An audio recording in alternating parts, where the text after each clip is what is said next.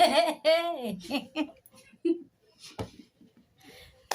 guys, hello, it's your daughter Kid guys. Mfite ibyishimo nkuko bibibona, nkuko nayo basezeranyije nababwiye yuko turi bukore live uyu munsi, niyo mpamvu nje izi saha kugira dukore live. Nari mfite ahantu ngiye kujya nkuko mubireba utu makeup hafi aho ngaho, mukanya ndashyiramo agakweto n'akamiruwasi, kandi ndashyiramo agakweto imite njya guserebura iki rero ku bantu munsaza aha ngaha guys. Ntago ari ibintu biba byoroshye, ni urugendo ruba rutoroshye, kabone nubwo njyewe navuga yuko nakoze shortcut.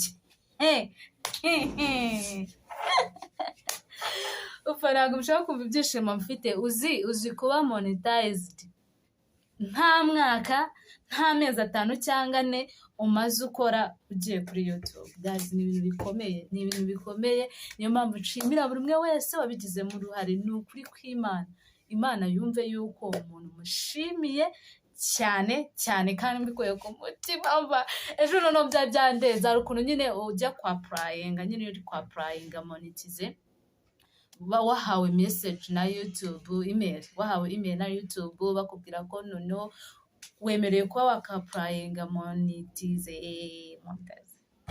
So guys, ejo byandenze njya live, ndangije ndebye mbona nyine amashusho ntabwo ari kubageraho neza, ndavuga ni nzongera nsubiremo guys. Rero uko mubireba mu kanya nari ndyamye, nibuka yuko ngomba kuza live, nibuka yuko hari ahandi hantu ngiye kujya, ndavuga ni ntago nagenda naje kubabwira ko mwakoze cyane, mwarakoze. Ikindi reka mbonereho kubwira abantu guys, mwafunguye YouTube channel,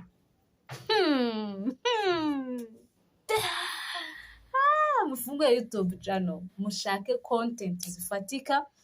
Umva nubwo njyewe uri kubabwira ngo mushake content zifatika, nabuze content, navuga mfite content nk'ebyiri. Anyway, content creator, sibyo? Ariko mfite content like nka 3 content zose kandi zarya. Ariko ndi kwibaza ndafungura channel 3 kugeza ubu ngubu kuri platform yanjye, urumva naramixinze, nashyizeho mfiteho content ebyiri. Urumva rero ntabwo biba byoroshye, kandi biba bisaba nyine kuba nuza specialist, umuntu uza mu kintu ukora ugashaka content ifatika bikagenda neza. So guys, rero ubu ngubu nanjye ndi kubarwa mu ba partners ba YouTube. Aho kana ari kuragakurura. Mana we, umva hano hari abantu banyegera ariko banteye isoni, ariko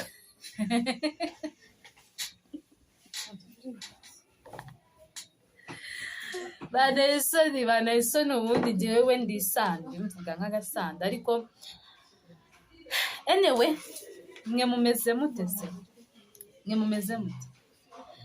Umva mfite mushiki wanjye agiye kuzanga, ariko guys ndashaka no kumuprankinga nyine namenye yuko ndi hano nyine ndimo ndakora ndi kuri live.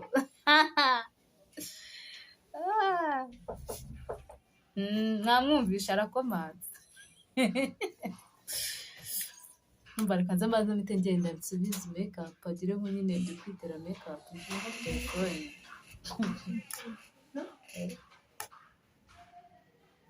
Yarata nta kibazo. Aho nuvuga ibishego ndagufata.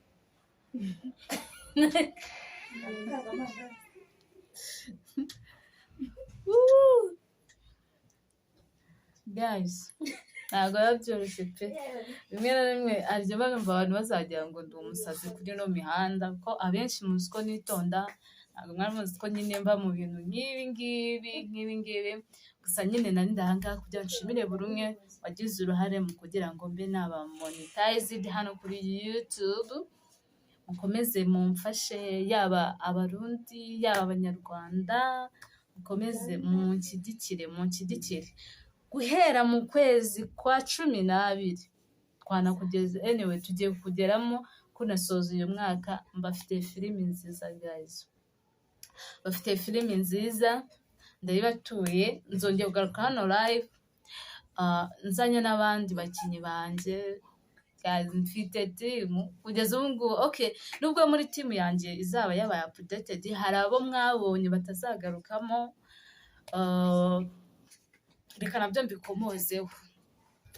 Nari mfite timu mbere, ariko timu nari mfite nyine byabaye ngombwa yuko tuba tutakomezanya kubera ibintu bimwe na bimwe tutagiye twumvikana, ariko mfite timu nshya irimo abantu bakenya musanzwe muzi. Iyo timu nshya guys, tugiye kubazana filime imeze neza hanyuma ya Amanda, filime nziza, filime y'ikinyarwanda. Abantu narasezeranyije yuko nzatanga na content y'icyongereza, nzafungura indi YouTube channel izajya inyuraho full movies z'icyongereza, kubera yuko ndashimira n'abantu mwagiye mungira inama mukambuza ku mixinga content, kambwira uti byegeranye bishakire nuza channel yabyo, filimi nyarwanda channel yabyo, na full movies z'icyongereza channel yabyo. Ibyo ni ibintu nyine nabwaho mfite like 3 content. Urumva rero ntago nababeshyaga, ntago mba naje hano kuba nabakinisha, cyane ko ubwo YouTube igiye kumenamo akakaka ko sibashaka gatekereza ko rakaru nyine mani kambijije icyuya mu gihe gitonya nari maze kugira ngo agereho, kambijije icyuya. Ni ibintu byanteye stress ku bantu nyine mwari musanzwe munzi. Hari iminsi yageze mani ndagenda ndananuka pe, bimwe byo kunanuka. Ntabwo nari nzi yuko umuntu ashobora kujya mu kintu ari ukijyanyemo ngo kimunanure. Guys, bataza gucuranga mani, bataza gucuranga nkaza kugiramo copyright. So guys, umva, by'umwihariko I appreciate everyone. Yaba yewe niyo waba utarakoze like ariko ugaca inbox ugatera comment, niyo waba utarateye comment kuri my channel aho ugaca inbox kuri WhatsApp kambwira ati Anike bigenze gutya, buri muntu wese ndamushimira mbikuye ku mutima. Nukuri mbikuye ku mutima. Ubu ngubu namarira nyiri kubona ko amarira yarayacize. Amarira yarashizemo, ariko kabisa ndabashimira, mwarakoze.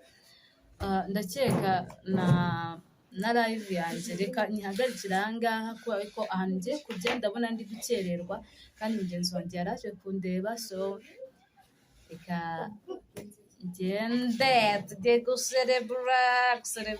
Ewa, niba ngombwa ndanabageza ahantu tugiye kujya. Musigare amahoro, ndabakunda mwese, abanyeretse urukundo. Wowe uri kundeba nonaha utarakoze subscribe, ikore, tere comment ku bihangano byanjye, unshyigikire. Ariko sinagera navuze yuko ku bijyanye n'icyegeranyo ndi kubona support nyinshi hano muri kumbwira ati Anike ahubwo impano yawe ni mani, nkunda gukina filime, ntimuzatume njya mu bintu by'ibyegeranyo. Yamajya ninjire muri politike. Politike ndazitinya mani, ndazitinya. So guys, bye bye, mwakoze cyane kuba mwemeye guhurira nanjye hano live. Bye bye, ndakunda mwese. Say hi, bye.